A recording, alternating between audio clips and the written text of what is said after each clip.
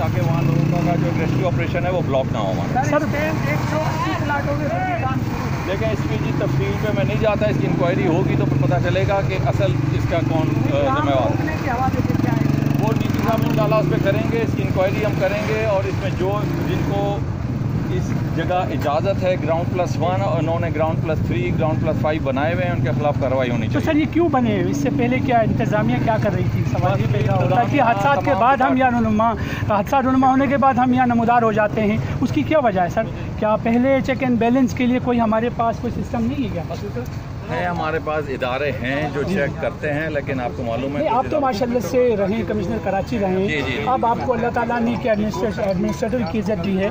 आपने चेक किया सर कि इस इलाके में भी कुछ लोग रहते हैं, अभी भी लोगों का कहना ये हमारे पास है, वीडियोज़ है, वो कहते हैं जी पानी को डी वाटर नहीं होने की वजह से बारिशों का ये हादसा पेश आया। तो आप नहीं समझते हैं कि ये हमारी जो भी यहाँ पर इंतजाम कर रहे हैं उनकी गफलत है? मैं बिल्कुल जी आपसे एग्री करता हूँ। आप यहाँ बिल्डिंग देख लें, एक जो बिल्डिंग गिरी है उसके तमाम बिल्डिंग भी उसी तरह खतरनाक है जितनी वो बिल्डिंग जो गिर गई है। तो अब क्या इकदाम उठाने हैं इसमें? जी मैंने डीसी साहब से कहा है जो KDA की ये बाकायदा अप्रूव्ड स्कीम है और उसका सिर्फ तफसील करवाएं, कब इसकी अप्रूवल हुई, किसने इसके नक्शे पास किए, और उसके बाद जितनी भी यहाँ बिल्डिंग जो इलीगल बनी हुई है उनके खिलाफ एक्शन लिया जाएगा।